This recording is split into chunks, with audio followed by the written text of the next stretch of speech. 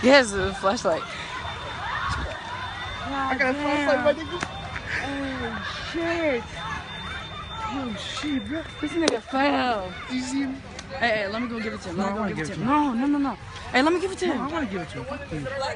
Hey, it was his. No, it wasn't his. It wasn't his. Oh, he needs here. It was his. I'm just saying, don't take off running when the cops get here. What's up, man? Oh, thank you. It was Some that, guys. one of these. Okay, guys, I appreciate it. None of them were involved. Okay, that's what I'm saying. It was this guy's. It was that guy's. Whoa, sir. Get on the ground. Hold up, sir. I told you to stay. Get your asses down on the ground. The girl right there, running, she's one of them guys. On the ground. Yeah, but we're hoopers. Get your ass out of here. I didn't do anything. Change back. I didn't even do anything. I wasn't even in here. Yo. I wasn't even in here. Georgie! You just got here, man. Hey, Cox, man. What the heck? Sir, we just got here. Sir, we just came for a birthday party, please. We'll figure it out now in a minute. Please, sir.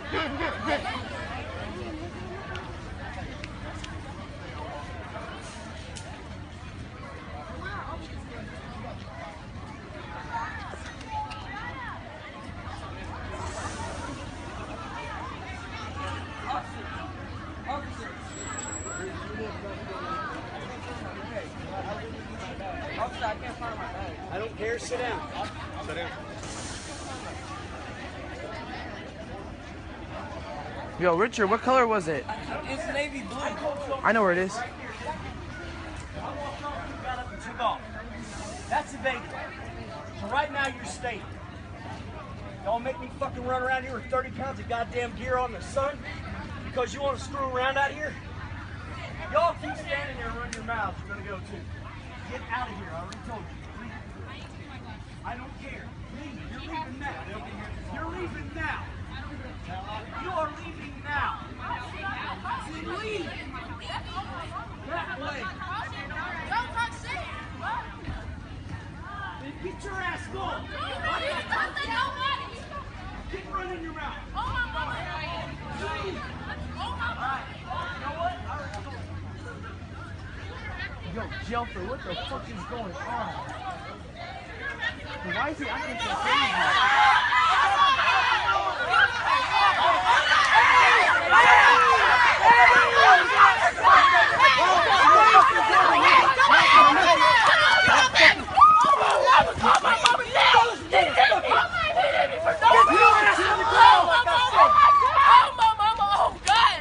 Hey, Rick. Josh, dang, On your face.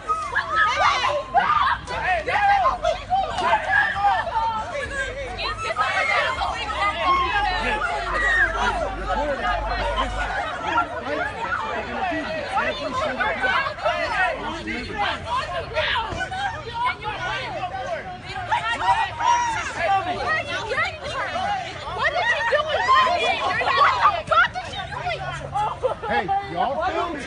Y'all film it, okay? But you chill out. I literally freed him. That's my sister. Jesus shit. He's fucking abusing her. He put out his gun on her. I have freedom with me. No, I didn't. Get your butts out of here. That's my cousin. He pulled out his gun on her. I don't know. And then you also hit me too. You hit me too, though. Hit me in the face. Okay?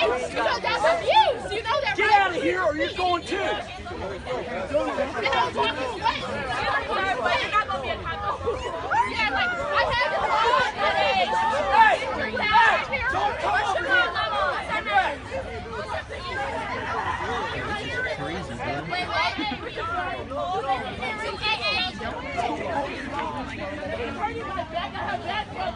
Then stop fighting. She's laying there. She's laying there. How many times you asked you already?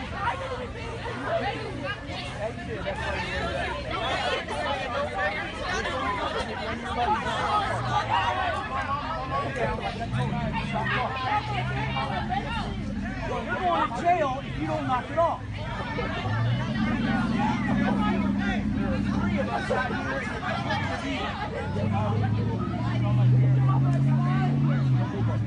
All right. Hey, what's going on, family? Welcome to another episode of the Tariq Elite Show. I am live in Hawaii right now. Let me turn some lights on so we can see what's happening here. I got on I Reign Supreme. That's a clothing line. My man sent me some of his shirts. Shout out to the brother. Anyway, man, what's going on, family? I had to play the clip that everybody is talking about. Waiting on everybody to get in the room. I know I'm starting the show late. I was supposed to start at 7. It's actually, what time is it out here? I'm in Hawaii. Hawaii is 3 hours ahead of Los Angeles, 6 hours ahead of New York. So it's only 4:58 right now. It's almost 5 o'clock here in Hawaii. That's why it's like bright and sunny outside right now. But I'm here, and we're going to make it do what it do. A lot of stuff we have to talk about tonight. A lot of stuff we got to talk about tonight. All right, we got a lot of folks calling. I'm going to get to the calls immediately. What's up? Who's calling? It was good, man. This Cal from Montgomery once again. Big Flex, what's happening? I'm good, man. What's on your mind, family? Nothing much, man. About that, I'm not sure of the young lady's name, but the one who was just video just came out. The one who was slammed against the floor with the officer. Yeah. Out there in Texas. McKinney, yeah. Man, you know what? It's just like you said, brother. It's just like white supremacy is such a religion, and I don't even think the officers see children. They just see melanoid beings and they see a threat. Yeah, they don't care. They don't care about it being children. They have no care in the world about it being children. All of us, we're just one big nigga to the white supremacists. Children, women, adults, the elderly, it doesn't matter. We're all just one big nigga to the white supremacists, and that's the thing we don't really want to own up to.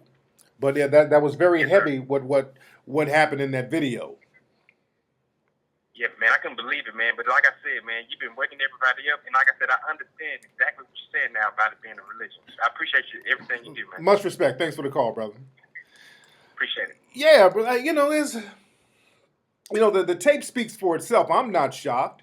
A lot of people call up to the show and they say stuff. Well, Tariq, you talk about white supremacy so much. You're so pro-black, and you talk about white this, white supremacy that. What about black on black crime? The whole coon train routine.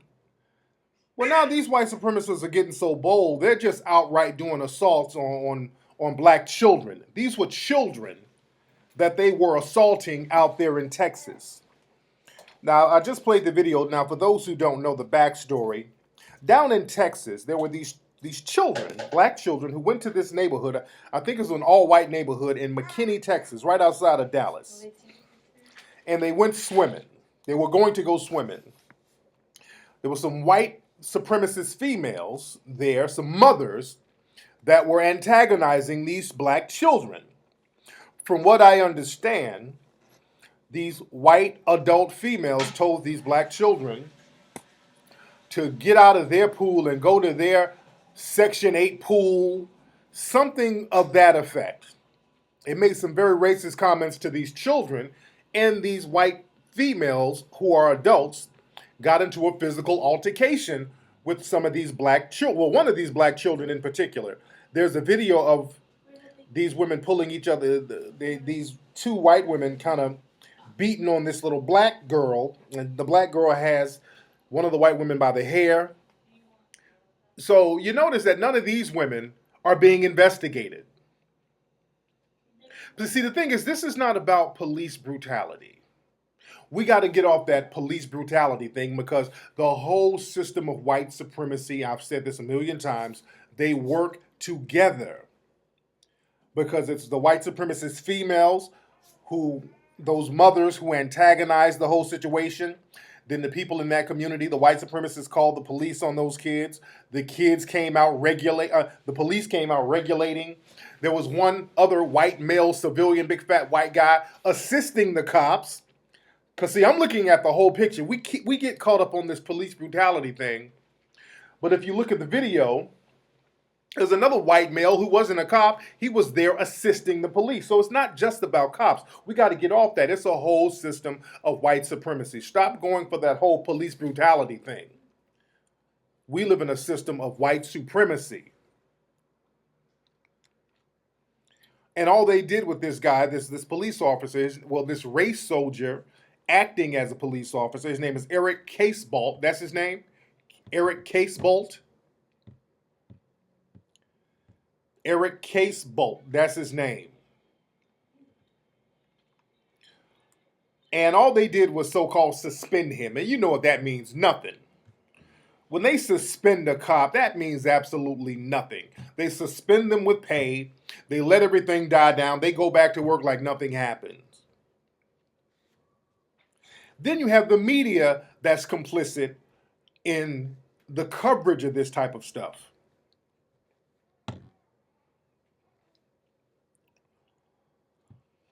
Black folks are just going to have to come to the realization, look, I've said it 1,000,003 times.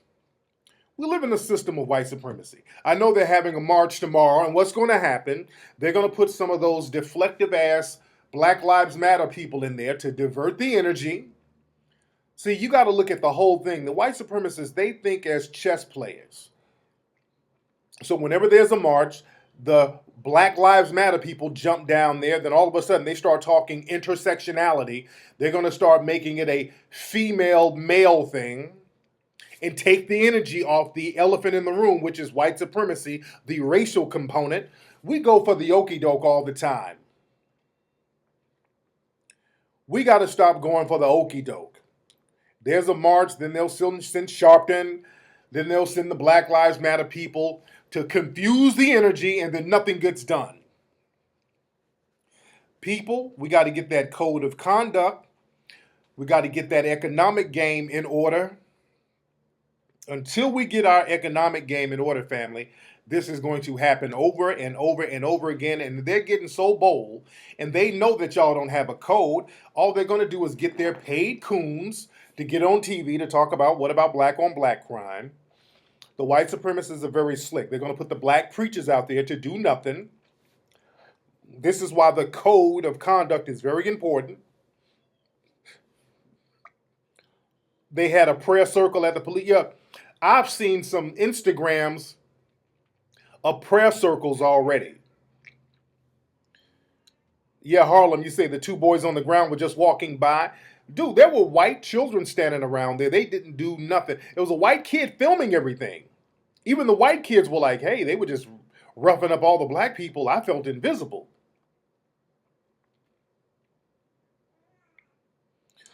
So, black folks, melanoid people, the harsh reality is that you don't want to own up to the fact that you live in a system of white supremacy. What are we going to do about that? Let me get on this phone. What's up? Who's calling? Hello? Okay, this... Well, who is this? Yo, what's up, Tariq? Man, who is this? Bachuni. What's your name? Bachuni. Bachun. Where you calling from, man? I'm calling from Texas right now. What part of Texas you in? Dallas. Oh, so you out there where all the melee happened, right? What you say? You're down there where everything happened today, right? Yeah, it's close by where everything. You're breaking up, brother. Now, what went down? What's the deal? There was some police officers that were just messing with some black people. That's what really happened. How old are you, brother? When you're tired, hold on. chasing 5-hour energy is just You're 17. Okay. I'm gonna give you a pass. I was about to get in on you. Hold on one second. These commercials. I thought I put an ad blocker. You're tired and thirsty. Hold on, man. Water. Precisely. I could have swore I put a damn ad blocker on this computer. Refreshing. Hold on, man. Wow, that tastes amazing. That's really good. Drink it straight or sip it slow. Try great tasting 5-hour energy. I really could have swore I put an ad blocker on this computer. Can y'all send me a good ad blocker where I can stop these ads on this computer. I got one at home. I don't know what I used at my home computer. Okay. All right, man. You wanted to add anything else to the mix, brother? Hello? Okay. He's off. Look, if y'all call up, don't call up just to hear yourself on the air. All right? Don't call up just to hear yourself. Call up with something to say. Y'all kill the momentum. The minute you call up, ads start popping up, the whole energy is just thrown off. What's up? Who's calling? Hey, Tariq, how's it going? It's Chris calling from Toronto. Hey, Chris from Toronto, man. What's on your mind? Well, we talked earlier over email. I was telling you I made an app that gives people their legal rights. So, I was calling to let you know about it, basically give you the lowdown on it. Email me about it. Just email me about it. All right. That sounds like some type of sales pitch he's trying to get going. No, I ain't in the mood for that. Let's see who else we got. Hello, who is this? Hello? Okay, let's go and try again. Hello? Hello, this is Akin from Austin, Texas. All right, man. You in Austin? Yeah, I'm in Austin. What's the vibe out there in Texas like right now, man? It's deep, man. A lot of people I know have been talking about what happened to that female out there in I don't know the name exactly, McKinney or something like that. Yeah, McKinney, Texas. A lot of people down here have been talking about it, man. I just been kind of filling out everybody's reaction and trying to just think about it myself. Okay, what's your opinion on it? Me, I would have bombed on that officer, man. I didn't like it at all. It kind of made me just want to stand up and kind of, put hands on that dude. If I would have put hands on that man. Man, it almost looked like it's going to have to get to that point, to be honest. If we're going to be real honest about it, man. If we just going to sit up and be sitting ducks, that's not a cop. Let's just be very clear. The stuff he did, that's not a cop. That's a race soldier. That's nothing more, nothing less. He's not a cop. These are criminal race soldiers hiding behind being police officers. So this is tyranny that they're committing. This is legalized tyranny. It's insane. So it almost looked like it's going to have to get to that point. You understand? But, can I ask you my question, man? Go ahead. I had a question. Go ahead. Okay. Earlier in the week, I saw a Louis Farrakhan interview. Excellent interview. Excellent interview. I saw that at the Breakfast Club. Excellent interview with Minister Farrakhan. Cool. Okay. Yeah, I just wanted to get your opinion on what you thought about it. Okay, I'll talk about that in a minute. Thanks for the call. Now, see, that's one of the reasons why I really been wanting to get Minister Farrakhan for Hidden Colors 4. Now you guys see. Because a lot of the new generation, a lot of people in the new generation weren't too hip with Minister Farrakhan stuff. But Minister Farrakhan, he's always spit that hot fire. He was on the Breakfast Club and he spit some real hot fire. The brother was just going in. And that's one of the reasons I really want to get Minister Farrakhan in Hidden Colors 4 to really break it down to the young people, because Hidden Colors, we got the youth audience, we got the young audience locked. That's what Hidden Colors is for. It's for a young audience, and I would love Minister Farrakhan to really be a part of that. But he was giving some real good game, talking about what's going on, and he's talking about the 20-year anniversary of the Million Man March and the whole nine. No, I haven't gotten in touch with him yet. We've been sending out messages to different people.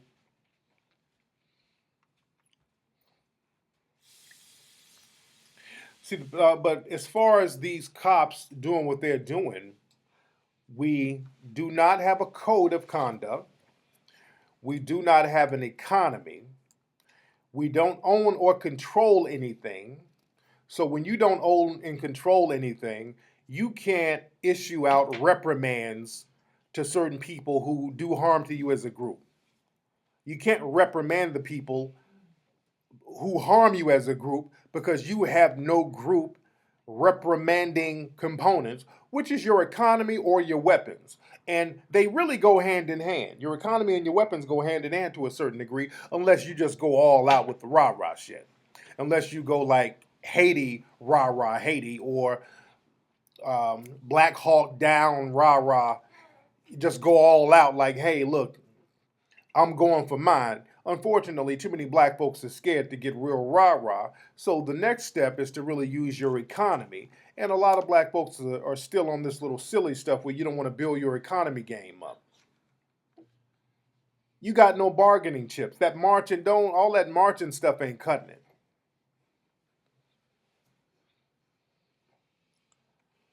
All that marching stuff ain't cutting it. And black folks out here not telling your children, explaining to them, and really prepping them on how to deal with white supremacy. You got to teach them at a very young age. Black folks want to sit up and play this game talking about what about black on black crime and all this stuff that's happening to black folks. You keep trying to dismiss it because you got to go and look at white supremacy every day at your job. You're dependent on the white supremacists. You're dependent on the white supremacists to get you your county checks and all that old nonsense. Everything in every socioeconomic category of black people, you become dependent on the white supremacists directly. And that's one of the issues. You're scared to speak out against people that you're directly dependent on. And you got to get off that because protests are basically like you begging the white supremacists to let up on you. And that ain't happening right now. The white supremacists are doubling down on you right now. Y'all saw how that cop, Eric Case Bolt, y'all saw how he ran up on them kids. He rolled. Y'all saw that barrel roll he did when the video first started. That cop went in there and did some kind of little barrel roll, like he's been watching Walker, Texas Ranger, some old Chuck Norris ass barrel roll, doing these military maneuvers and all this shit. Because that's what they look at it as. They're having a military combatants thing with you. These people are at war with you. He ran and did that barrel roll like he was damn Steven Seagal or some shit. These people ain't playing with you or your kids. Y'all sitting up here teaching your kids how to be ass kissers, and they sitting up training to take your kids out. This dude was smacking kids, pushing them down, knocking them down, kneeing them. Kids, these are kids. Y'all play this game with these white supremacists, man. These people are that dude, that Eric Case Bolt, he's been dying all of his life to run up on some Negroes. He's been dying to do it. He couldn't wait to do that. He couldn't wait for the opportunity. Because number one, he knew that he would be protected like he's being protected now. They tried to hide his name, but then some people outed him. But he knew he would be protected. He's probably going to become a millionaire because now he's become the face of white supremacy. So all the other white supremacists, just like Darren Wilson, these people are supporting him. So they're going to support this dude. This dude is going to get a lot of money. You watch. You watch. That Eric Casebolt dude is going to get a lot of money from other white supremacists. So that's why there's no incentive for race soldiers like that to not do what they did. There's no incentive for them to not do that because they know beating up on black folks is a come up. There's no punishment and there are a lot of rewards to it. They know that Barack Obama ain't going to say nothing. He's on their side. Barack Obama, we got to look at him like he's like Jesse Lee Peterson. That's the equivalent of having Jesse Lee Peterson in the White House. Only thing Barack Obama's going to do is wait for y'all to react and then call you thugs when you do it. And I'm glad Minister Farrakhan called him out for doing that. What's up? Who's calling? Hi, this is Helene calling from Oak Harbor, Washington. Hey, your name is Helene? Helene, yes. Helene. All right, what's on your mind, Helene? I had a question in regards to Fort Harriet's article on David Banner. Did you see that? I didn't see it. It was called Sit Down, We Are Tired of Men Policing Our Respectability.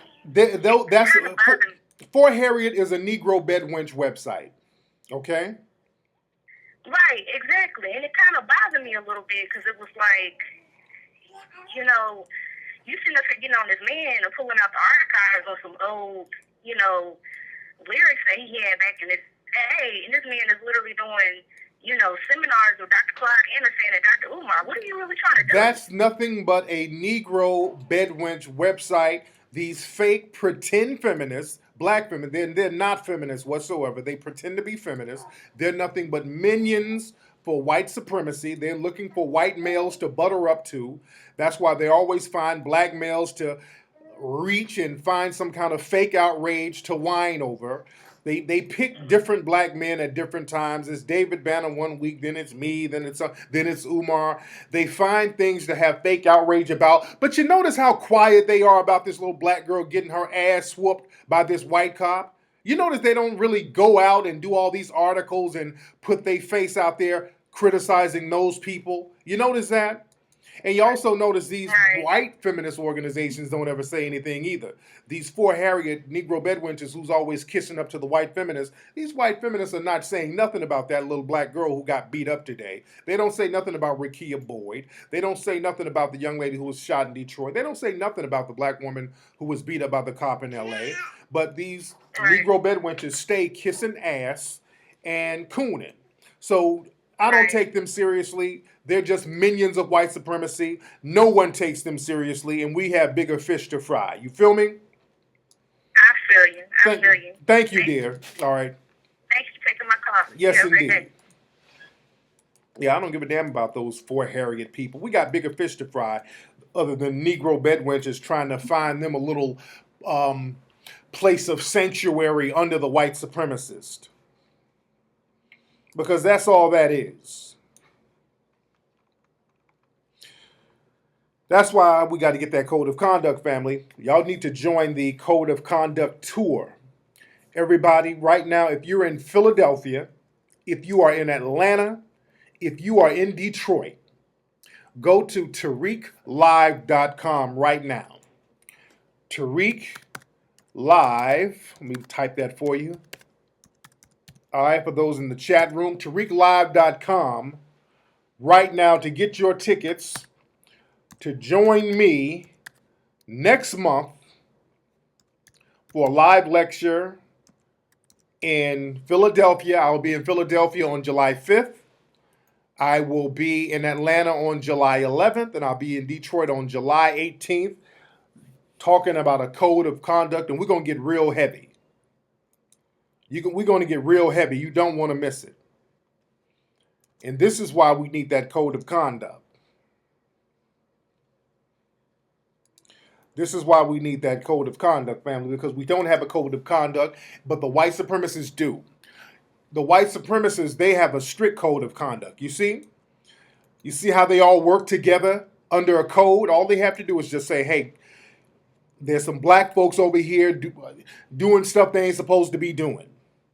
And then what they do, they antagonize black people so that they can justify going in there and forcing violence on them. Do y'all notice the cop in the video? He kept trying to antagonize those children. And cops do this. They'll yell at you, push you around, bark at you, so that you can do something reactionary that will justify them killing you. He pulled his gun out on some of those kids. Some of those kids could have been a hashtag tonight. Some of those children could have been a hashtag tonight. You dig? Let's see who we got here. What's up? Who's calling? Hey, how you doing, Tariq, man? This Big Al calling out of Miami. Hey, man, what's going on with you, fam? How you doing, brother? Hey, I've been working in law enforcement for 20 years. 5 more years, I'm going to retire. I just want to get your opinion on how you feel like buying a corporation like a Dunkin' Donuts or Wendy's. How do you feel about what? Like, you know, I know you're big in, like, having black-owned business, but I just want to know your opinion on, like, buying a corporation. Like, say, like, if you buy, like, a Dunkin' Donuts or a Wendy's or something like that. Should you buy a Dunkin' Donut or a Wendy's? Yeah, just, you know, like a corporation. Brother, either or. Are you trying to buy a franchise restaurant? Is that what you're saying? Yeah, there you go. Yeah, because I'm looking to try to get a McDonald's, man. They got like a 9-year wait list or whatnot. But I'm on the list, and I'm getting ready to retire in like 5 more years, man. I'm going to have a nice chunk of change. But I was thinking about, you know, getting a franchise. But I know that you're a big proponent of like having your own business. Okay, that's a real random question, but y'all call up and be asking very random questions. Either or, brother. Either, you know, just look into it. You know the area better than I do. I don't live in Miami, so I don't know if they like donuts or tacos more. I don't know if they like Wendy's fries or or jelly rolls. I don't know what they like down there. You should know that. You should really do the research and find out what the people down there would like and what they would gravitate to most, or just start your own stand. What's your name, man? What is your name? Gary Alford. I've been working with Miami-Dade police for like 20 years. Okay. Your name is Terry or Jerry? Gary, G-A-R-Y. Gary. Yeah. Gary. Okay. I follow you on Facebook. There you go. Okay. Are you part of a black police union or any police unions? Yeah, I'm with PBA and I'm with the Internal Order of Police. Oh, so you with the big union, right? Yeah. Now you know how racist they are with them big unions, man. How do they treat y'all, the black officers? Well, they treat us. I can say they treat us well, but pretty much the narrative amongst other colleagues, black officers, is that hey, we can get it too. You understand what I'm saying? Yeah. Because we had like a couple officers that got arrested, and my personal opinion, it was kind of unjust. You know what I mean? A couple of black officers? Right now, yeah. That a lot of times it's rare that you see that somebody that's in law enforcement that get arrested for the domestic issue. Yeah. Because a lot of times, the officer that comes on the scene, they're clear the call real quick, knowing that you're a fellow officer and that type of thing. But now it's it's a little bit more strict and harder on the black officers. I'm gonna be totally candid with you, but I can imagine. PBA, and they'll fight for you. A lot of officers got their jobs back under PBA. You understand what I'm saying? Yeah. And so I remember there was one situation. Well, I know you don't have that much patience for time, so I don't give you a situation that I was involved in, but Okay, it's cool. It's cool. I just wanted to kind of get your mindset and just get your feelings on how it is to be a black officer dealing with some of those police unions that I know. It's stressful. It's stressful. You know deep down that you don't have some of the leeway that some of these the white officers have. Yeah. But and also when you see a lot of stuff that goes down in the neighborhood, you kind of have to abide by that blue shield, that code of silence among cops. Well, let me tell you like this, in my opinion, a good officer is somebody that's either going to stop or report what's going on. You know what I'm saying? And in my situation, man, I stopped a lot of bullshit from happening. Yeah. I really can't get too on the phone with. Right. I understand. I speak out on a lot of stuff that's going down right there. I mean, you're not gonna beat on nobody in front of me. You're not gonna be hitting nobody or pepper spraying anybody while they're already handcuffed. You know what I mean? Right. Not going for that.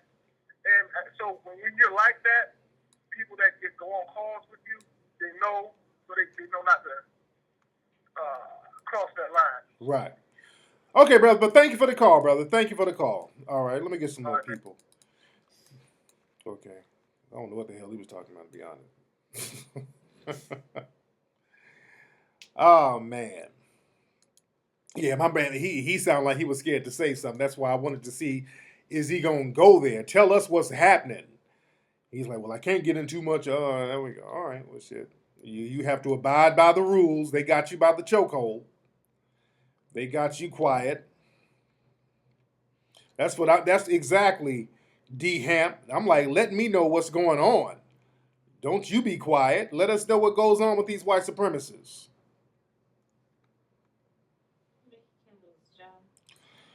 Yeah. What's up, B Epic? You say you used to live in McKinney. Your sister lives out there. Those subdivisions try to enforce those homeowners association rules when black folks come around. Of course. Yeah, they try to do that. See, that's the thing black folks have to understand. When you're dealing with white supremacists, one or two of you is fine.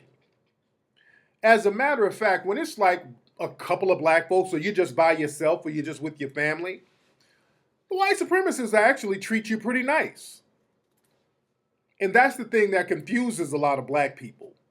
When you're by yourself and you're out and about and you're around suspected white supremacists, you might not know that they're white supremacists, but if you're around a lot of people in the dominant society, I'm pretty sure you're going to be around a few who are white supremacists. A lot of times when you're around these people, and it's just you or just your family or whatever, they almost go out of their way to treat you nice. And that confuses a lot of black people because black people start thinking, well, hey, these peoples ain't so bad. I don't know what them Tariqs them be talking about. White folks love me. You know, if it's just you or a couple of other black folks, not too many, at a restaurant, they'll be nice to you.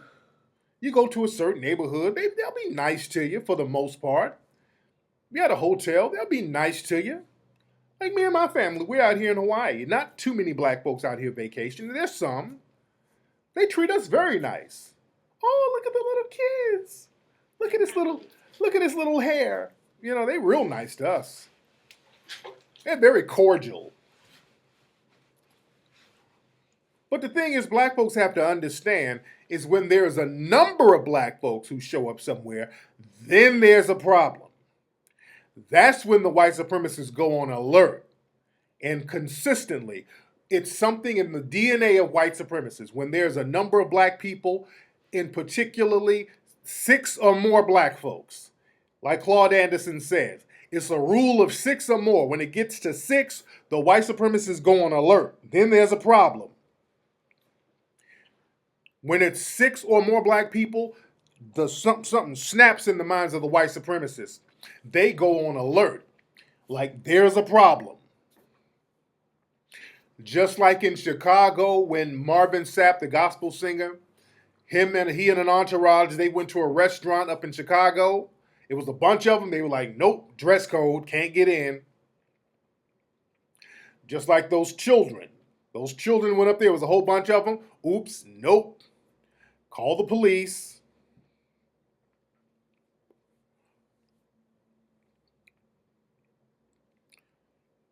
When a number of black folks show up, then you'll see the true colors of the white supremacists. Then you'll see. Try that anywhere. 6 or more black people, just go somewhere where there's a bunch of people from the dominant society. You don't even have to do nothing. Just go. Go to a mall in an all-white neighborhood. 6 of you. You'll get stopped, just like Claudia Jordan did and Genuine down there, and I think they were some part of southern Alabama. They went to a mall. There was a bunch of them. They said, "Oop, you can't come in here with shades on." But other people have shades. Well, you got to go. Yeah. And the white supremacists, see, black folks got all that, well, we need to do better. They can make up a crime when it comes to you. All they have to do is say, y'all look suspicious. We thought they were a gang. They had on gang colors. They got a whole bunch of little code words they can use for you. Every color is a gang color. You can have on gray. Oh, there's the gray gang. There's a gray Crips. I saw it. I heard about him. My dad's a FBI agent. And he told me. There's a bunch of Crips who wear gray. They just make up gangs and crimes. You don't have to be in no gang. They'll make up a gang for you. There's a bunch of fat little black kids there. There's a gang called the Piggly Wigglies. Yeah. They have a bunch of pork and ham and they throw it on people. They make up a gang and make up crimes for us. All they have to do is say you got on gang colors. You dig? Just like in Baltimore, they kept talking about the black gorilla family and all that. Black gorilla families gonna shoot the cops and all. They just kept making up lies over and over again, making up gangs that don't even exist. The Donkey Kongs are coming. Who? The fuck is the Donkey Kong? They hit you with sticks and barrels. They're making up gangs that nobody never heard of. And y'all coons sitting up, well, we need to stop being in them Donkey Kong gangs. Old coons falling for it. Y'all Ray Lewis coons. Y'all, this is wrong. This is wrong. Y'all joining the Donkey Kongs. This is wrong. Shut up, nigga.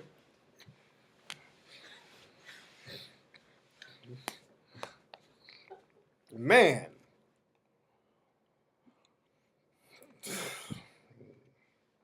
Let's see who's on the phone. What's up? Who's calling?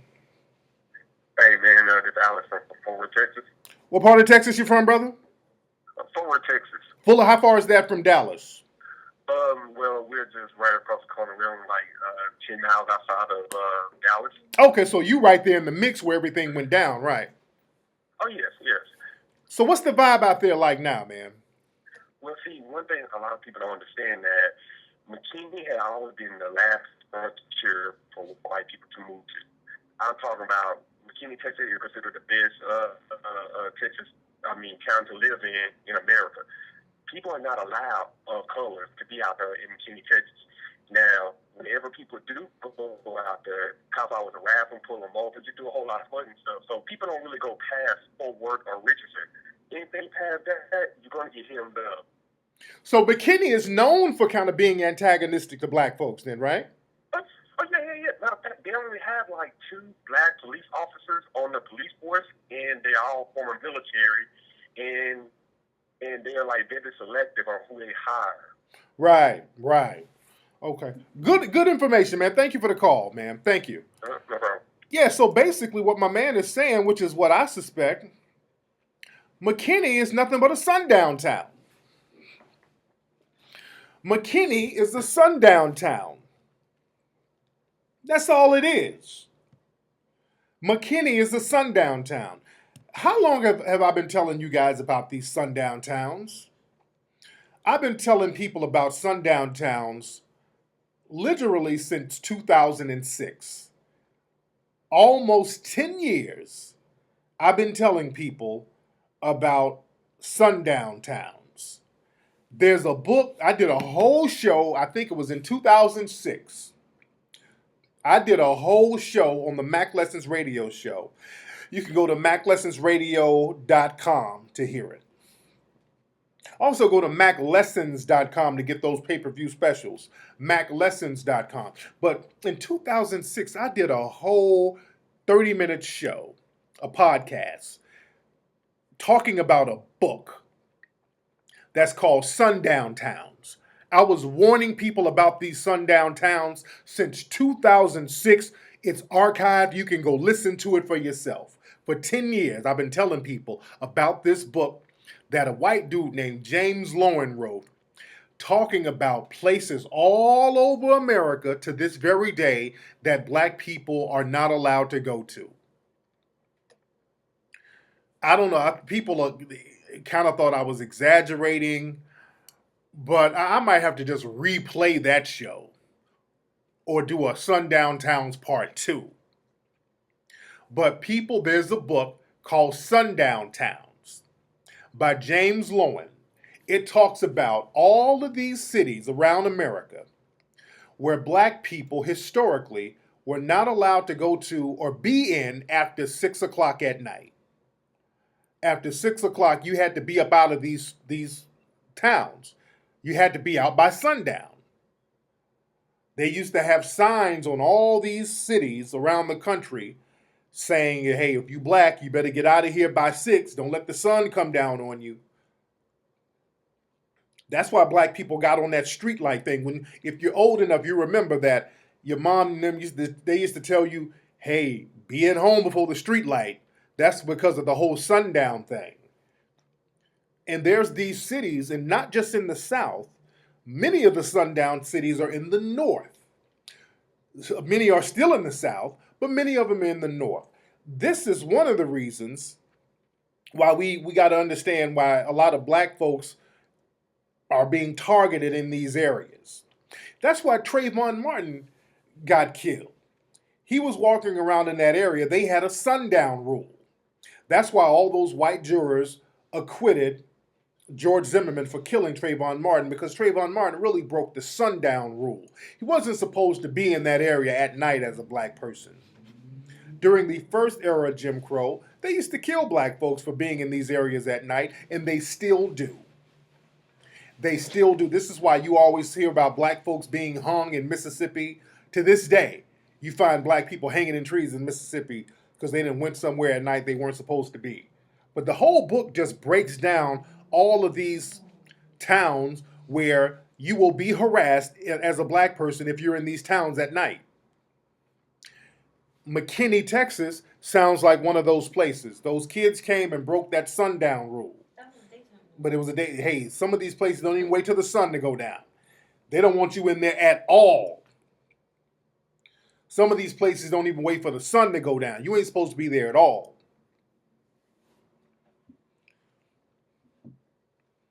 There's places all over Illinois, and this book talks about that, where black folks ain't supposed to be at night. I'm telling you, there's places in California too, like Glendale. Glendale used to be an open sundown town, Glendale, California, and even now, unofficially, if you go to Glendale as a black person, the cops will pull you over if they see you. If you're a black person, you go to Glendale, California, they'll still pull you over. Sundown towns are real. I recommend that book to everybody. It's a book called Sundown Towns. You can get it on Amazon. Cicero, Illinois is a sundown town. Anna, Illinois is a sundown town. Oh, Tahuti, yeah, shout out to Tahuti. Tahuti's, his shop is in Glendale. So I know Tahuti knows what's up. Tahuti's shop is in Glendale. That's where I go to get some of his stuff. Glendale ain't no joke. This is why we got to get our economic game together, so we can create our own sundown towns. You understand? We can let people know they ain't supposed to be in these towns, or just protect our own neighborhood so we can do what we have to do. Because I don't want to replace the system of white supremacy with a system of black supremacy. We got to replace it with a system of justice. But what we have to do, we have to get an economic game together so we can keep the white supremacists out, and the coons out, and the bedwenches out.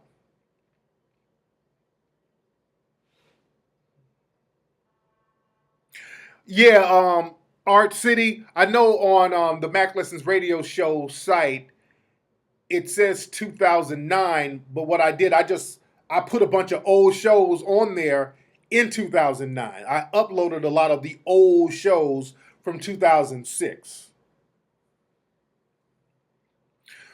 Because when I first started doing the Mac Lessons radio show, I used to host it on, where did I host it?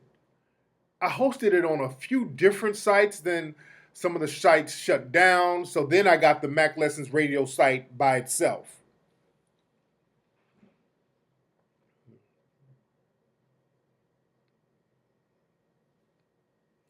What's up, Night Honor? I missed what you're saying, Night Honor. I didn't get your point here. What's up, Texas? Texas is in the house, man. I really would like to do one of my lecture stops in Texas, but some of y'all going to have to make it up to Detroit, or you're going to have to make it over to Atlanta. We're going to have a ball in Atlanta. Atlanta is going to be we're going to have a nice time doing the lecture out there in Atlanta. It's going to be a nice turnout out there. We got a real nice venue in Atlanta. Did I run into that tourist that was talking slick about the natives again? Now, that was in Samoa, Beachbody. That was in Samoa. Okay, there you go. It was episode 150 on the Mac Lessons radio show. So I go to episode 150, it was recorded in 2006. It was initially done in 2006.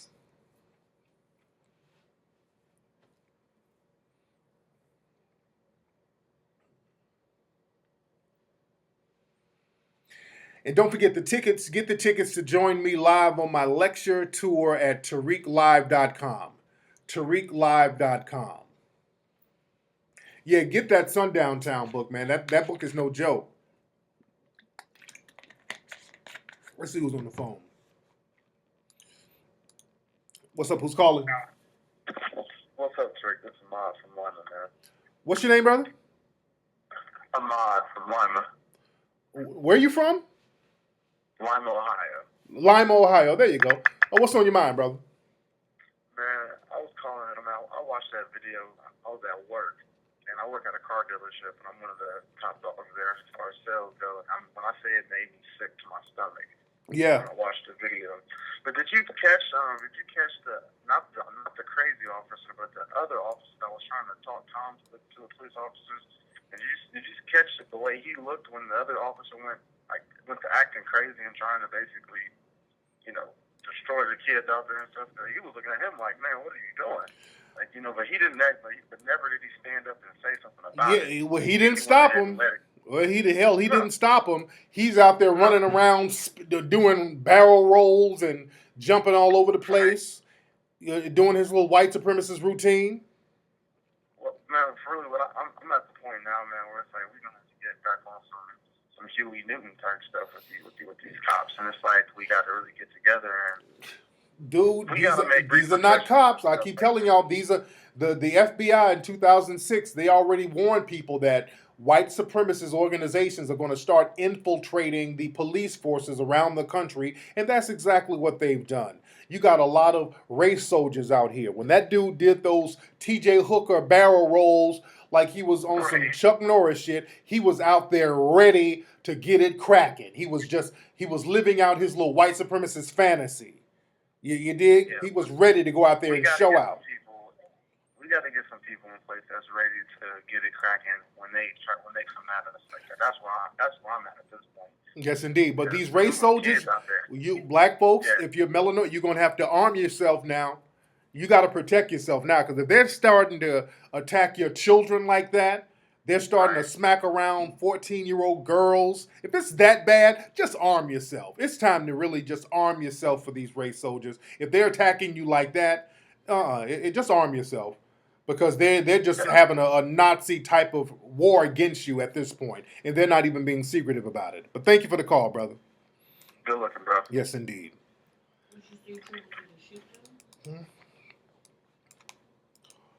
Yes, indeed. Now, I know I saw y'all talking shit about my gear I was rocking out here. Now, everybody who was trying to clown my vacation gear, all y'all can kiss my ass. That's number one. Number two, I was very comfortable in my flowered Hawaiian shorts. Y'all sons of bitches.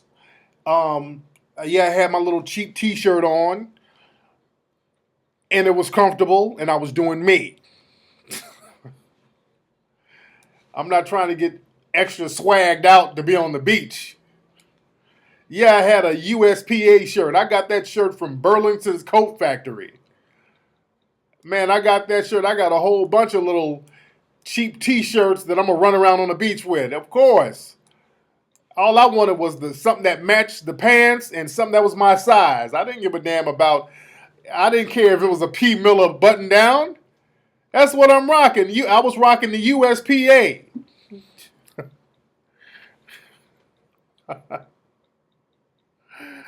That's what I was rocking. Yeah, I was rocking the USPA shirt. No, nigga, if I'm on the beach, I'm trying to get comfortable. I got my comfortable swag on. Yeah, I had some Burlington's Coat Factory knockoff gear. That's what you're supposed to do when you're on vacation. So yeah, I had a Bocal sweater vest on, nigga. That's how I roll. Where's my peanut? Get my my black shoes, man. Oh. Yeah. Let me show y'all what else I got. I was rocking these bitches today. I am not trying to be extra fly. That's what I'm on vacation for, to not have to get fly. I get fly when I'm on my tour.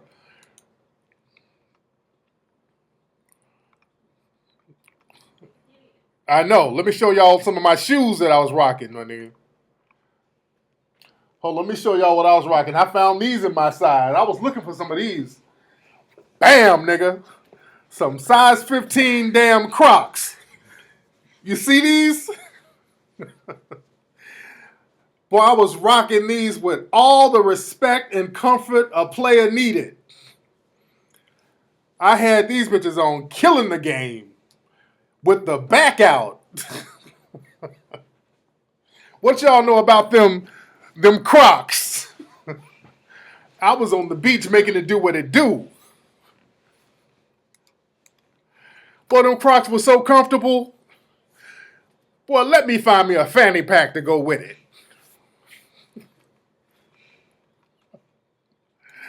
Man, I was killing the game. Y'all better recognize.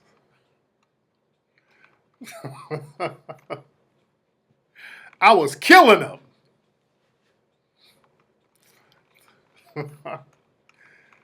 Boy, I'm so comfortable out here. I had the Crocs on their ass. No, man, those Crocs are comfortable. He said they get your feet musty. My feet weren't musty. I was on the beach getting it in. I was getting it all the way in, dude. Size 15. I went to Burlington's Coat Factory. I said, man, I need some Crocs. I've been looking for Crocs to wear like on the beach out, because when I go to these beach places, I can't wear my sneakers. I get too much sand on them. And sometimes the little beach shoes, when they get wet, the sand sticks to them. So I'm like, I need some of those Crocs that I see all the Asian people rocking. The Asian people be rocking them Crocs, and they be getting their comfort game on. I said, I'm about to get me some Crocs, but I can never find my size. Nigga, I found them size 15s. I said, boom. These hoes ain't ready. Y'all ain't ready for it.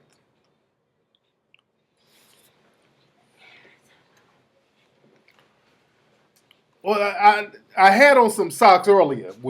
I was gonna rock the Crocs and the socks earlier, but when I was on the beach, I was barefoot, and I was rocking the Crocs barefoot.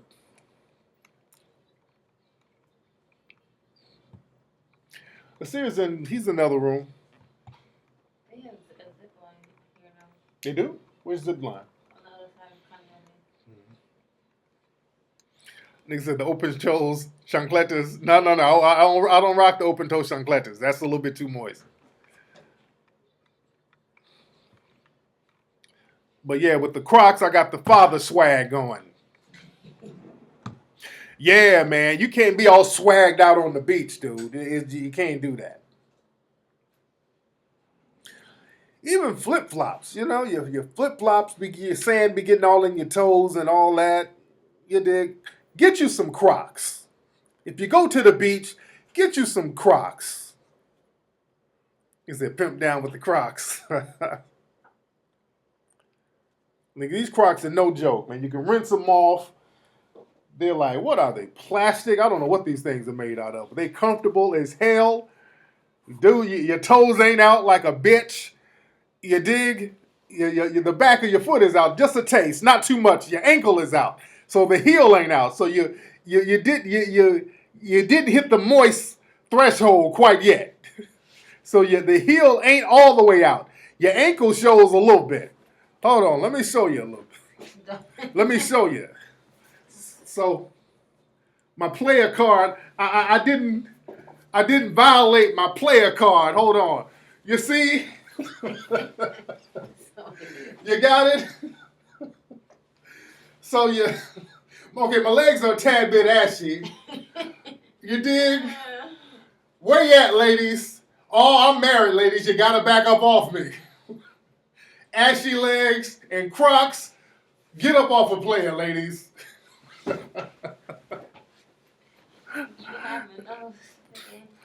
Man. Man, these Crocs are comfortable, dude.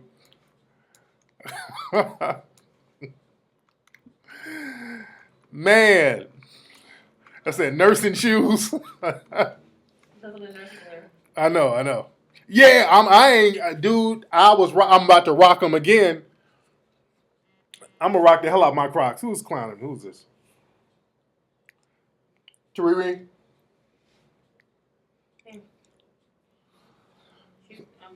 Okay. Sorry about that.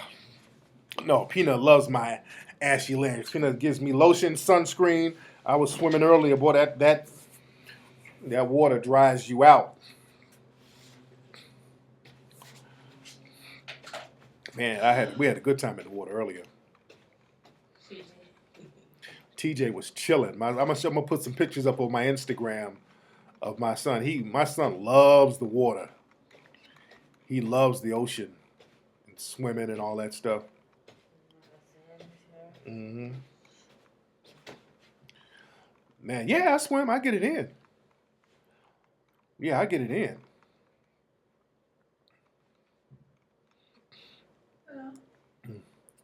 Go in another room, baby. But yeah, don't forget, man, y'all need to get tickets to join me. TariqLive.com. That's the website where you can get tickets to join me on my lecture tour. I will be in Philly, Detroit, and Atlanta. Get tickets now, TariqLive.com.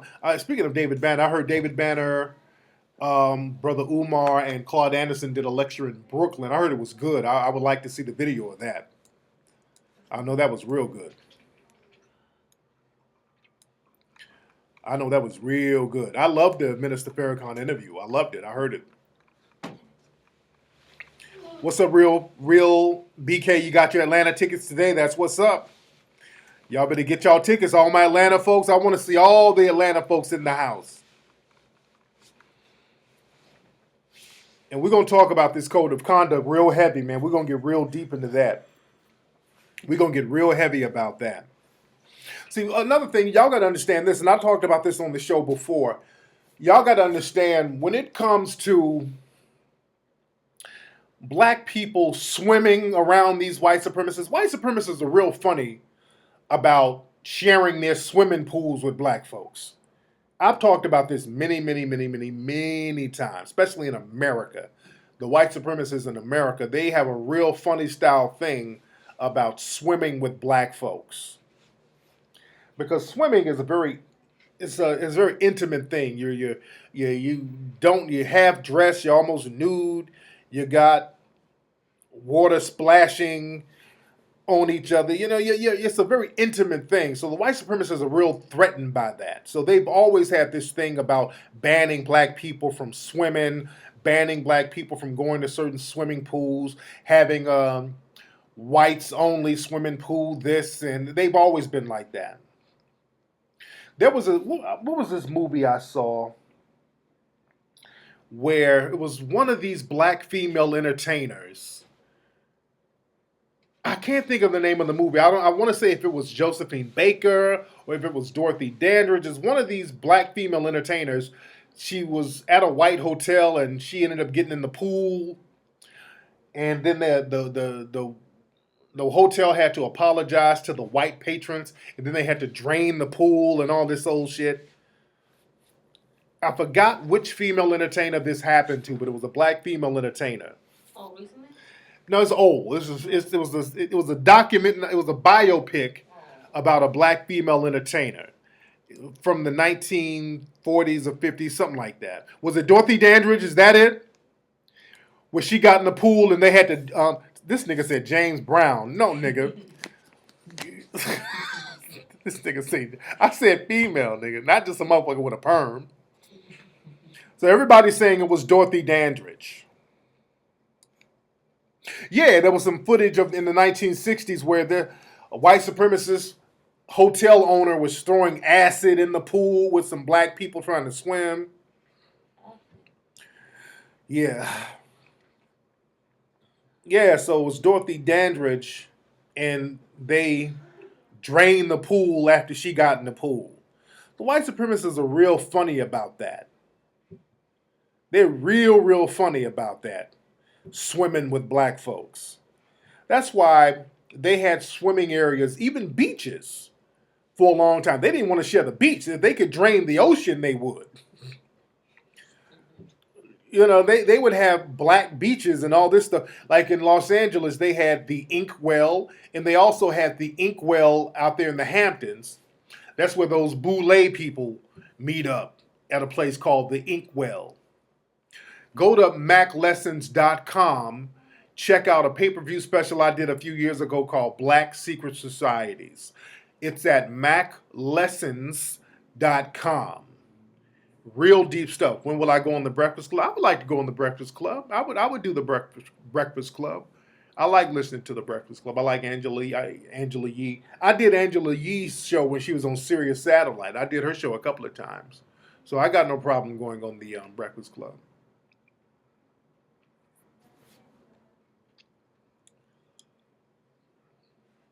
Yeah, that's the thing, that they'll lay up with sisters, but then they get funny style about laying up getting in a swimming pool. You dig? That's the funny thing. They be out there on the track, the whole thing, but then they want to get funny style about getting in a pool. But you done ate a sister's ass and all this other stuff.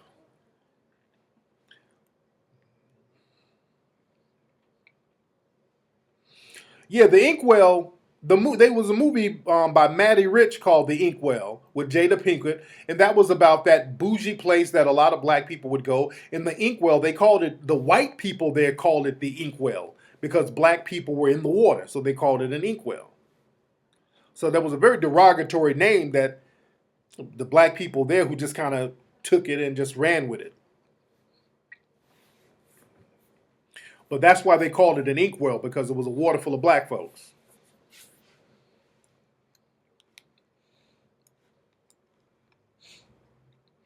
Oh man, Zoe for Life, go to maclessons.com and get the pay-per-view special. I talk about all the black secret societies that a lot of black folks don't even know about. I break it down. I go to the origin of them in America. I break it down, man. It's real heavy, real good special. It's maclessons.com. That's where you can get that. Not Mac Lessons Radio, but maclessons.com. But yeah, they're real funny style about that swimming thing. You say black gender? Well, I'm not doing the hidden colors about no damn black gender wars, because our problem is systematic white supremacy. Why am I going to get into black gender wars when we have such a big forum to address the real issue, which is white supremacy?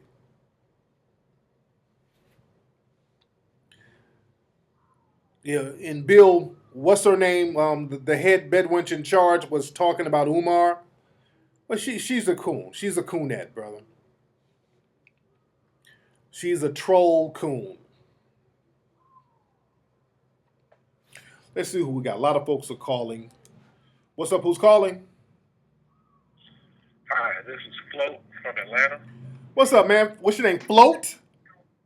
Yes, sir, Float. Obviously, that's this guy, man. I don't want to give him my real name.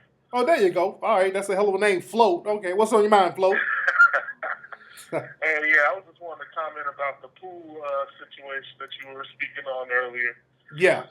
You know, I definitely have noticed in my time that's definitely been an issue with white people. Is you know, just in my apartment complex, the pool opened up, and you see like almost like once enough black people reach a certain threshold, yeah, you see the white people kind of start filtering on out of the pool, and before you know it, it's all white people out, black people in. And you know, it just trips me out how that happens. Yeah, that's crazy, man. And I've seen it happen out here. I've seen it happen out here when we've been in Hawaii, man. We went to a pool at one of the hotels, and then we got in, and then all the white Americans got out. I'm like, okay. So this happened a long time ago. Now, and I've always noticed this, even as a kid. There was the black swimming pool, and there was a neighborhood swimming pool. Then they had a black day, then a white day. So I've always noticed this little funny style thing when it came to black folks and people in the dominant society swimming together. There's always been this real taboo thing. So, you know, it is what it is. What kills me is they'll be the one having their baby run around with nothing but a diaper on and jumping in the deep end. But they want to hop us out the pool. They want to hop out the pool when we get in. It tripped me out, man. Yeah. Are you coming to my lecture down there in Atlanta? At the end of Woodwood? Yes, sir. I just looked it up today. Get my ticket. That's what's up, brother. That's what's up. And what kind of work you do out there in Atlanta, Float? I'm out here doing IT. I'm assistant administrator. Cool. I'm like, with a name like goddamn Float. I mean, that's a hell of... What made you... I don't want to give up my government, but, you know. Ain't nobody... A couple people know me by that. Well, you got friends or somebody who listens to the show? Yeah, I got a couple friends tuned into it. I'm about to go pick up the old girl right now. I'm going to let her listen to it. I wasn't expecting to get through, but, I'll let her listen to it. She'll probably get a kick out of it. Is it one of your little breezy? Somebody you're dating? What's the deal? I'll be honest, man. It's a pure crush situation right now. That's all we're doing is crushing, and it's mutual though. There you go. She's good people. But we both got things we gotta take care of, so it's an understood respect there. There you go. Well, this is for you, brother. This is Float On right here. All right, Flo, thanks for the call, brother. No. This is Float On and dedicated to your name, brother. Yes, sir. Take it easy, bro. All right. That nigga's name is Float.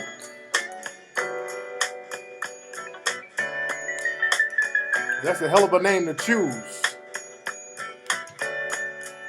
Let's see who's in here.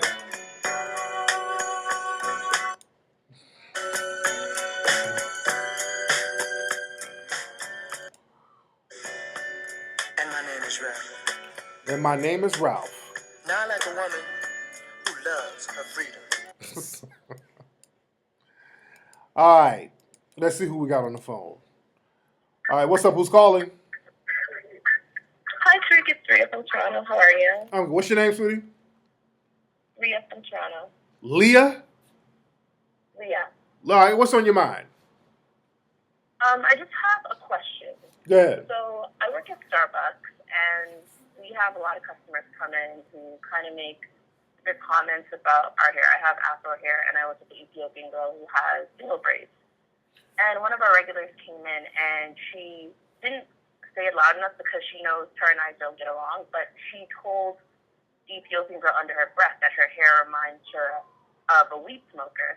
So I was just wondering, how do I address that when I see her? Because the Ethiopian girl told me I didn't hear it from her mouth, actually. So I just want to know, how do I address that to her?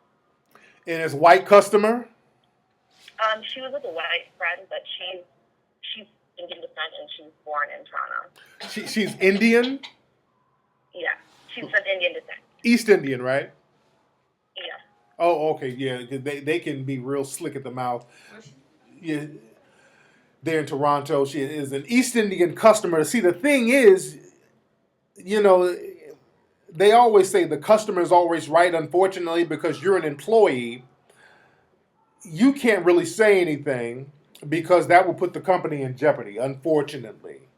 You dig? Only thing you can do is let management know you have somewhat of an antagonistic customer coming in. But if you say something, that East Indian will run down and try to get a lawsuit claiming harassment. Y'all done said something crazy to her. You got to watch out for people like that. They'll try to be slick. They'll try to antagonize you to do something so they can play the victim role. You understand? And these East Indians, they get around the white supremacists and they start talking the same white supremacist rhetoric. They get on that Gandhi shit, which is why in Hidden Colors 2, we told people, stop praising Gandhi. Gandhi is nobody to praise. He was a little racist bastard. He was racist just like the British. He took on their same British ideology when it came to black people. He was calling black folks coppers and all that. So you have no friends. Don't be shocked that an East Indian has racist views, because they will try to buddy up for the most part with the white supremacists against you. We have no friends. Yeah. Melanoid people, we all we got, and we need to act like it. And as long as you're working for Starbucks or whatever, they're going to value that customer more than they value you. You feel me? Yeah. So and the thing was, I didn't hear what she said to her, but I heard them utter Julia Rancic. And you know that whole Zendaya thing that happened, that's why the whole entire thing came out of her mouth. The whole what? Wait, you lost me, sweetie. The whole what happened? Who? You remember the whole entire Julia Rancic thing when they made fun of Zendaya's twist or her boast or whatever? Okay, you got it. I really don't. I don't keep up. That sounds like some Disney Channel shit that I don't really know too much about. Who do they talk about now? Remember Zendaya on the red carpet and... Oh, yeah, they talked about her braids and said she looked like she smokes weed. Okay, right. Yeah, and I heard her utter Julia Rancic, so So I'm like, well, what are they talking about? And then after that, the Ethiopian girl came back and said, yeah, she told me my hair reminded me of like a weed smoker or a pot. And I was like, well, why would you let her say that and not get away with, you know what I mean? And she said it to a white chick? She said it to your white coworker? She said it, no, she said it to the Ethiopian girl who had the braids in, but her white coworker was right beside her. Okay. Hey, look, we live in a system of white supremacy and people trying to buddy up to the white supremacists, man. That's why it's all about melanoid empowerment. And until we get melanoid empowerment, that's what's going to happen. Just like Neely Fuller said, we're going to have to expect this stuff from these people until we get our own power source. That's the only cure, is having our own power source. So now their opinions will not affect us one way or another. You feel me? Yeah. Thank you for the call. See, the thing is, family, my thing is this, family. I don't sit up here and try to get the white supremacists to like us, to like me. I don't go around telling them my life matters. I'm good enough. I'm so smart. Stop. I ain't doing that. You know what's funny? I hear some white supremacists say to me, well, Tariq, I read some of your stuff on Twitter. You're going to make some white people mad. The people who you want on your side, the people who you want to get sympathy from, you're going to end up making them mad by saying the word white supremacist. I said, man, do you think I'm looking for some damn sympathy? I ain't looking for no damn sympathy from somebody who ain't going to have it one way or another. The last thing I'm looking for is some sympathy.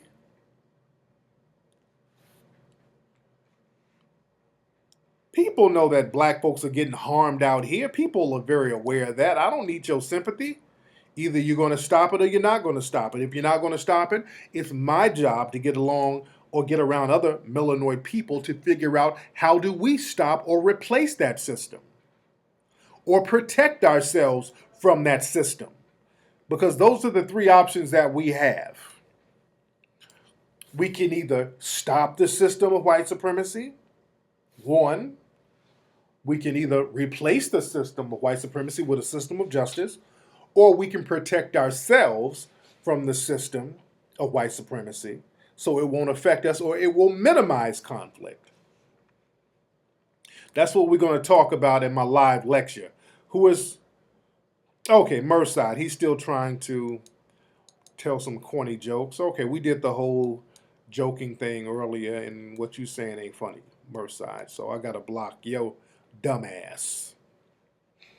All right? So I'm blocking your ass. So you're going to be a lonely bastard who can't get in the room and chat with all the thousands of people who's chatting right now, nigga.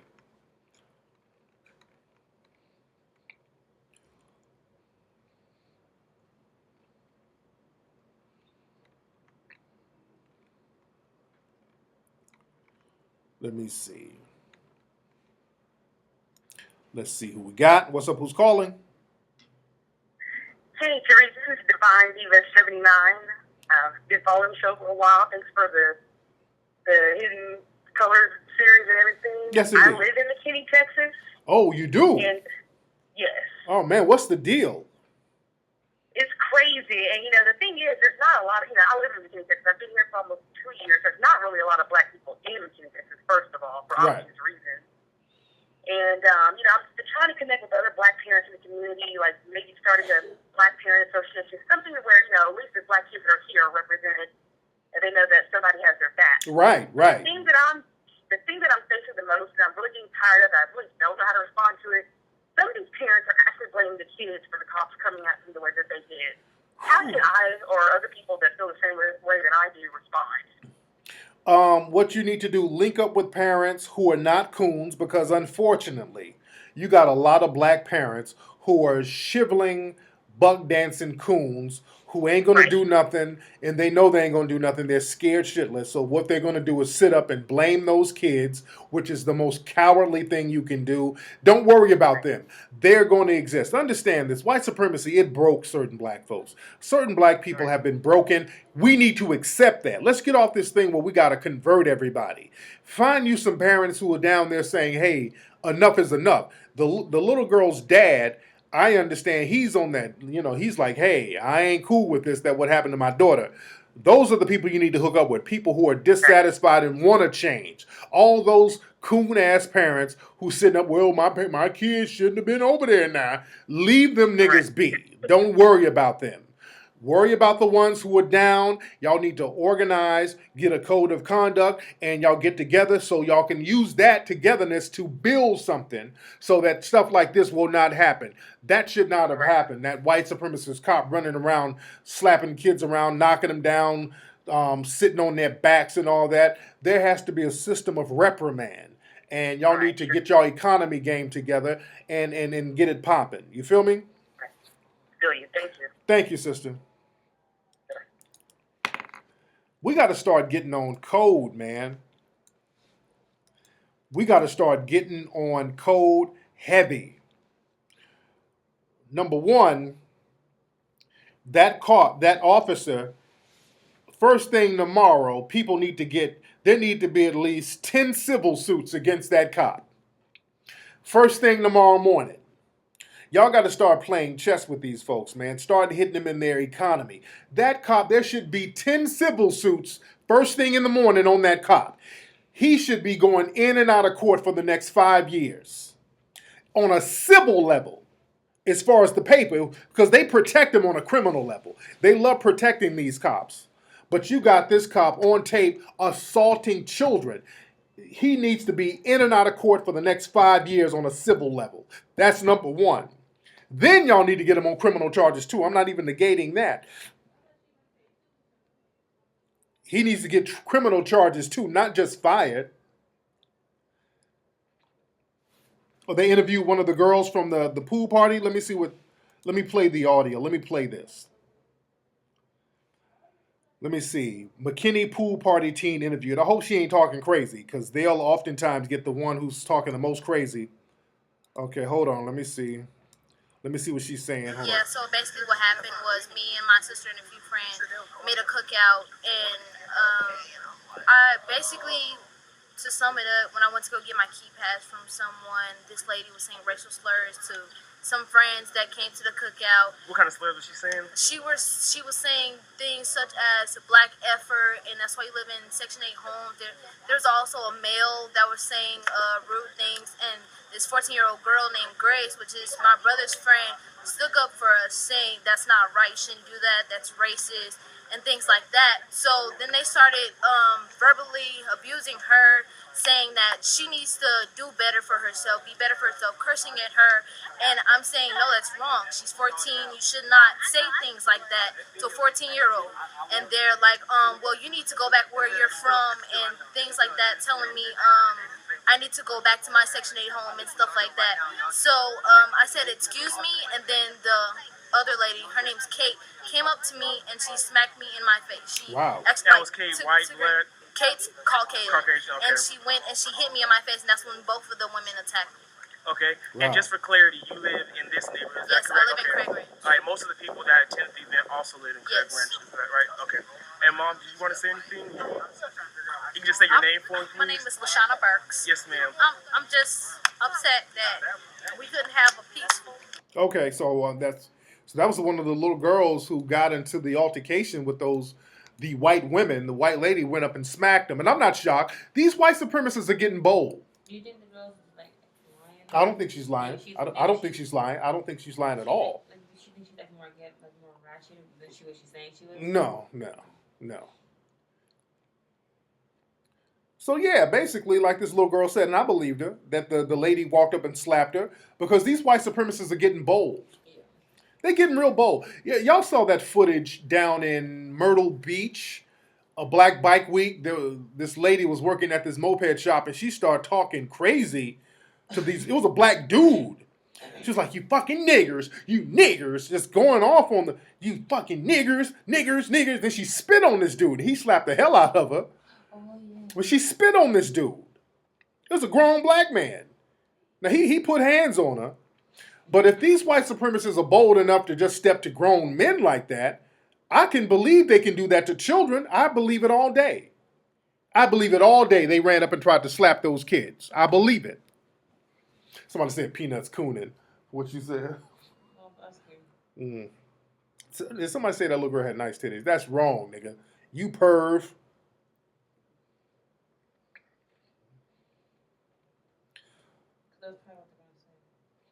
But yeah, these white supremacists are bold. These white supremacists are real bold. What's up? Who's calling?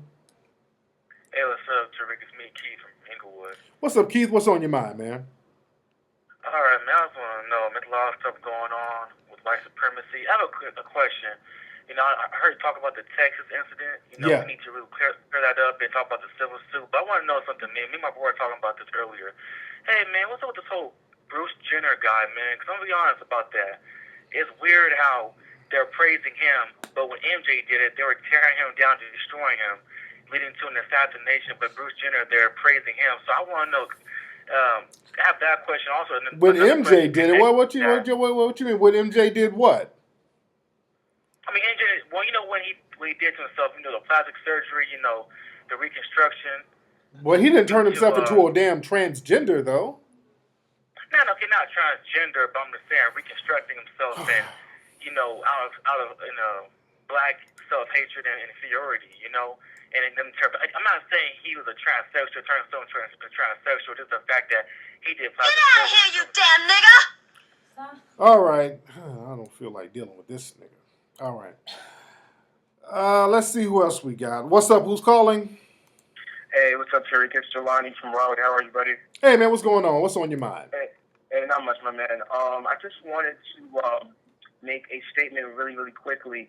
I know that the Illinois Nation.org website actually has a donation link where you can donate to the website, et cetera, et cetera. Yes. But I wanted to know, would you ever consider like a donation for a trust fund for all Melanoid political endeavors? Like, I know you said that if we were to choose a candidate for this next 2016 election, if we as a people put our money together, that would be a lot more functional than just us sort of like segregating and just voting without any type of, without being on the same page. So would you ever consider opening up like a sort of like a donation trust fund where anybody, well, I guess, well, that where that money could be stored to be contributed to political campaigns for people that we have chosen as Melanoid Nation.org. And you know what, that the thing is, because I've been talking to my tax lawyers about how deep into politics we can get directly with MelanoidNation.org, because it is a 501c3 corporation, a nonprofit, and there's certain restrictions on direct political campaigning you can do. So I'm talking to them now to find out what we can do to get like a super PAC and all that stuff to put up money, because we talked about this in the think tank as well that we had a few weeks ago. So that's I'm working on that now, trying to find a way to do that and really get it popping, because we discussed that and we're talking about getting money together to put on a particular politician and putting an agenda behind it. So we're already on the same page. So I'll keep you posted on that. We're working on that now. You feel me? Okay, that's too powerful. Yes, sir. I'll talk to you later. Bye-bye. Thank you, brother. Yeah, so my man, he's on the right page, because we were talking about that. And that's something that I want to discuss that on the lecture tour as well. When I go out on the road, we're going to talk about that. He said you need long money to create a super PAC. But the thing is, enough of us, there's enough black folks to raise some paper. There's enough black folks to raise paper. There's enough of us. And we got enough of us to get some real paper together and have an agenda if we're not scared. I know there's a lot of scared Negroes out here, but I ain't worried about them. I'm worried about the ones who are about that life, who's ready to do something progressive and forward thinking. And that's what I'm focusing on now. I'm not trying to drag niggas who are kicking and screaming to be on the plantation. Yeah, I know a lot of people already picking Hillary Clinton, but we're going to have to say, hey, Hillary, you're going to have to bring some to the table.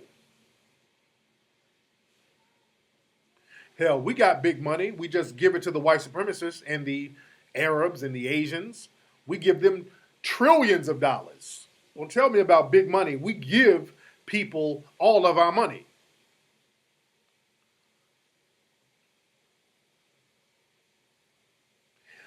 Eric Shepard, he's still in jail. There's still no bail on our brother. They still got our brother on a no bail hold, unfortunately, which I knew they were going to do. I knew they were going to hold him with no bail. That's why I wanted my man to get that deal. I think there's going to be some more progress sometime this week. Luckily, they're not going to put any extra charges on him because of the manifesto he sent, which they were going to do. I knew they were going to try to do that. But the thing is, the lawyer did the right thing. He was like, hey, he didn't really mean it. He was scared, which is what I was saying. We got to learn code here. My man was scared. That's why he said those things. He didn't really mean it. So now they're not going to add no additional charges. That's why I was saying that last week. We got to understand code. Because there were some trolls talking about, man, don't say he was scared. He wasn't scared. It's dumb nigga shit who's going to get you locked up for 1,000,000 years talking their dumb nigga shit trying to egg you on. So the lawyer went in there, basically said he didn't mean it. He was scared, blah, blah, blah. And they didn't add any extra charges on it.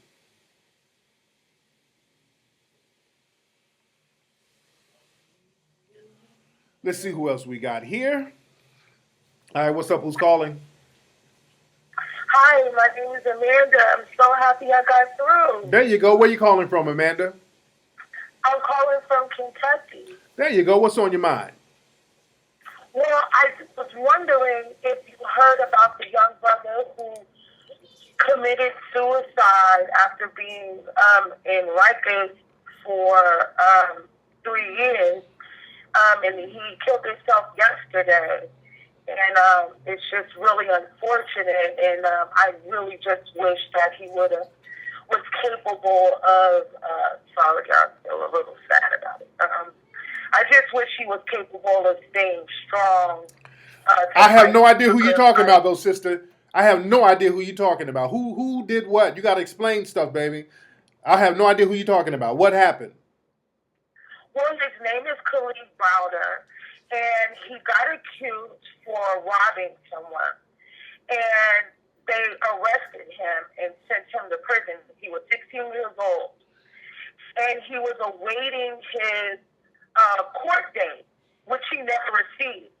And his mother couldn't afford to bail him out. And, so he killed himself while he was in prison? It was just like a lie. It was a straight up, just bold-faced lie. Okay. I'm not about to go around in circles with this sister, man. I'm not about to.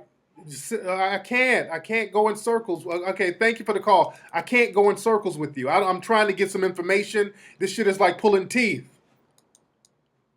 She's about to cry, and I'm like, what's the details? It sounds like she done got high and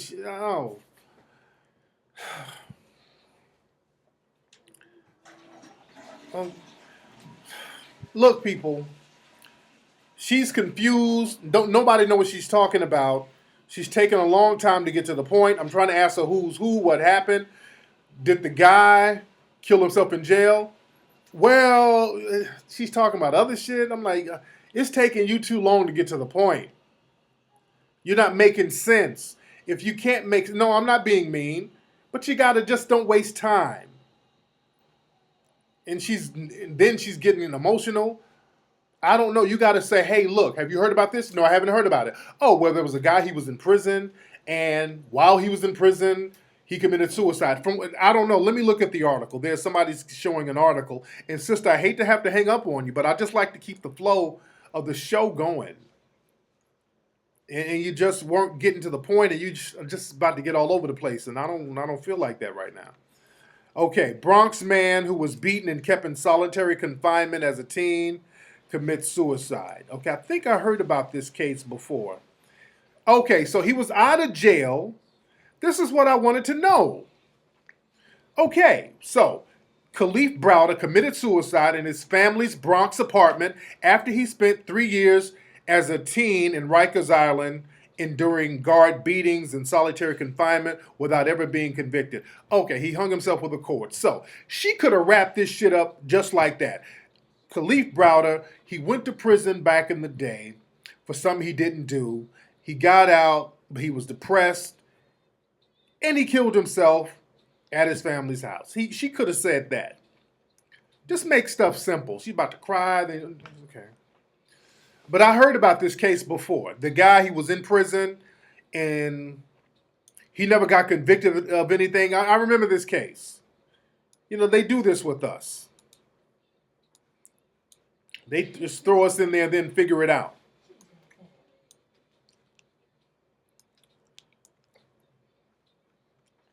What's up, Shazu? You said, can I explain why the white supremacists are becoming more extreme? Very good question. Shazu asked the $1 million question. He said, why are the white supremacists becoming more extreme? Now, that's a good question. Very good question. The white supremacists are becoming more extreme because black people are becoming more cowardly. Nothing more, nothing less. Black folks are becoming more scared and cowardly. That's why the white supremacists are getting bold, because they know now you ain't going to really do anything. Black folks are going to sit up and talk about, what about black on black crime? It's the coons that's giving the green light to the white supremacists. They know that all they got to do is will their coons out, and y'all ain't going to do nothing. Y'all ain't going to even say nothing. People criticize me for talking about white supremacy, because that's all I talk about. When I talk about racial issues, we ain't talking about nothing unless we talking about how to deal with white supremacy. Because black people are more cowardly than ever. Black people sit up and they know what's going on with these kids, and your response is, well, what about black on black crime? We need to stop doing what we do to each other.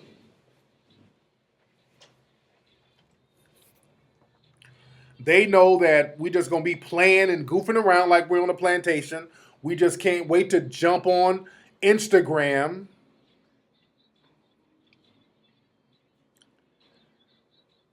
They know that we can't wait to jump up under some other white supremacists and say, look at them niggas. They get mad at me and call me a coon, and just because I say they need to do better.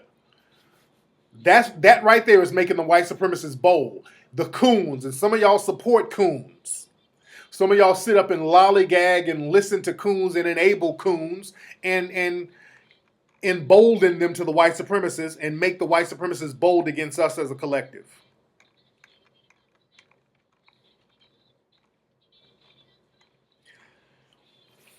And they know that we got a leader, which is Obama, who's not going to do anything to them.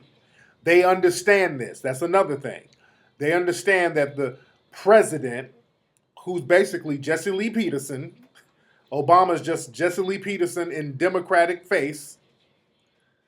They know that he's not going to do anything to the white supremacists.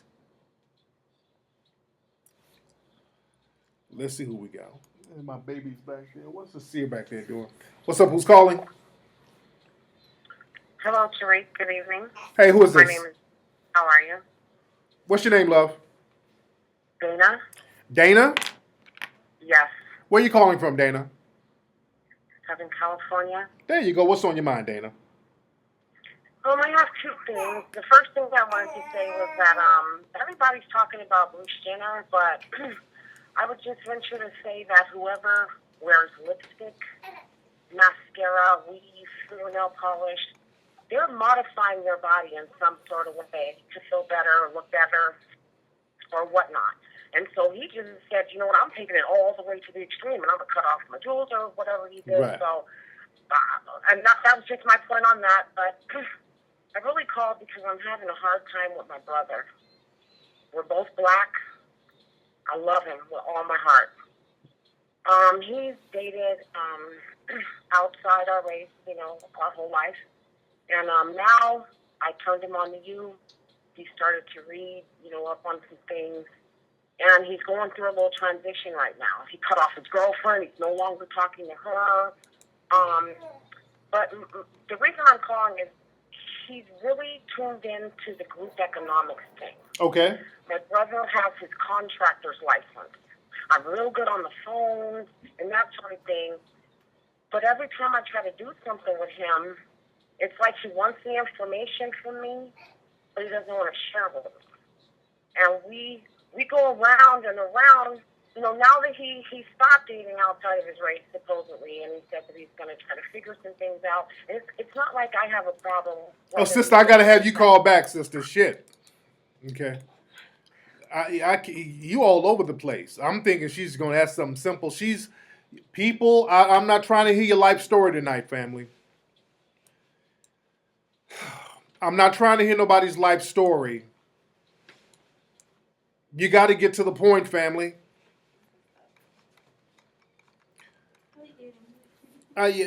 People, she was like, first she said something about Bruce Jenner. Okay. Well, it's my brother. My brother, he's dating this woman. He let her go. Then he's dating interracially. And he got his contractor's license, but he don't. What are you talking about, lady?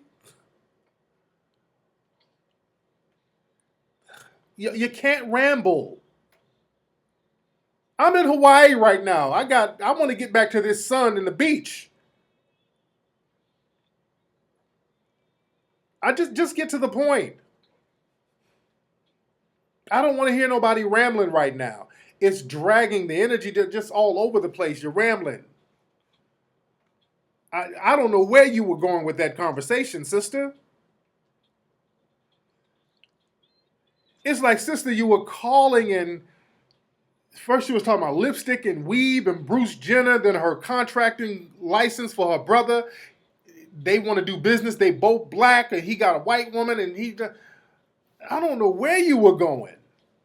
I have no idea where you were going, and I'm getting dizzy trying to follow you. I'm not trying to follow people. Just get to the point. Spill the beans. Oh, man. What's up? Who's calling? Oh, shit, finally got it with Tariq. What's going on, man? It's time zone. Your name is Time Zone? Yeah, I'm calling from Hawaii, man. Oh, okay. What part of Hawaii are you in? I'm in Honolulu right now. Oh, cool. What, you live out here or you vacationing? No, I live out here. I should leave in I'm in the military, so Oh. I'm leaving like 5 more months. Oh, cool. So what's the deal? What's the word? Yeah, man, I was just wanting to get your outlook on what the last call was speaking about dating outside your race, because I picked up one of these Samoan chicks, and I wanted to know, was that good or should I just let her go? That's cool. I mean, Samoan people are cool. You dig? They're non-white. You dig? So they're cool in hell. They look black. Hell, I was in Samoa a few months ago, and hell, it looked like I was in Harlem. All the people with the afros and noses and dark skin. So as long as she doesn't identify with white supremacy, you good to go. You dating? How long you been dating a Samoan chick? I've been dating her for like a year now. So I sent her off to the military. So right now she's like in basic training. Okay. I'm an officer. And also, I get it, because out here, it ain't too many black people out here. Right.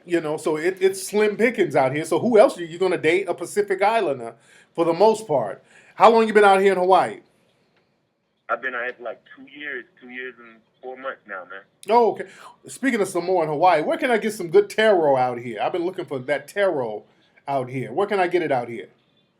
Oh, man, I actually go down by, I'm trying to think, I don't know the name of the street, man, but it's down in Honolulu also, but it's location. Man, I got brain for it, I ain't gonna lie to you. It's close to like you going to freaking the Navy base. What's the name of the place? That little small outlet. Bro, man, I don't want to lie to you, man. I can't even pull up the name. I'm okay. Right now. Well, email me, man, and we'll chop up game about it. But thank you for the call, brother. All right, man. Appreciate it. No doubt. All right. Brother out here in Hawaii got him a little Samoan breezy. You dig? Look like we got a Texas person calling. What's up? Who's calling? Hey, what's up, Tariq? It's Eric from Dallas. Man, Eric, you out there in the mix. Eric, what's going on out there in Dallas right now? Oh man, it's all good. I'm probably like 5-10 minutes away from McKinney. Yeah. And McKinney is a sun downtown. McKinney's probably like 90% white. Yeah. Probably 5% black. So I know it really ain't gonna be too much out there because they really don't have nobody out there really representing like that. They numbers too low out there. Yeah, I can imagine. But McKinney is the place you want to move to when you're trying to get away from black people. Yeah, yeah. Yeah, it sounds like that. They were very adamant about not having those black kids in that neighborhood. You know? Oh, yeah. See how they did. And if you notice, there was a white guy in there, and he was kind of like, he wasn't the police, and he was in the middle of the whole scuffle. I talked about that earlier, that the fat white dude was standing right there with the cops, kind of blocking people out and all that old stuff. So that's why I say we got to stop making this all about police brutality, because these are race soldiers. You got white civilians and these white supremacist females all in the mix. So it's not just about cops. So we have to look at it as the whole system of white supremacy and how to protect ourselves from that. But that's heavy. But anyway, thank you for the call, family. Okay. Yes, indeed. Don't forget, man, y'all get your tickets to join me live at TariqLive.com. TariqLive.com. You get tickets to join me at TariqLive.com. What's going on with my son back there? What's with this here? What are you doing? He's back there grinding. All right. Anthology. Okay. All right, Anthology. You ain't got to. All right, Anthology. I got it, Anthology. We ain't trying to promote no bullshit. All right, y'all, let me get up out of here, man. Let me enjoy my Hawaii trip. But don't forget, man, get tickets to join me live. TariqLive.com. Get tickets. Follow me on Instagram at Tariq Elite. All right. This is the link to get tickets to join me live in Detroit, live in Philly, and live in Atlanta next month. All right. You feel me? And I'm going to holler at you guys on Wednesday show. Hopefully I can do Wednesday show from here. I think I got my microphone. So hopefully I can do Wednesday show here and all that good stuff, family. So y'all have a good night. And go to MacLessons.com to hear some of those pay-per-view specials. Go to TariqElite.com to get some of that gear. Go to HiddenColorsFilm.com to get Hidden Colors 1, 2, and 3. And join me live so we can chop up that good game, family. I'm going to holla. Peace.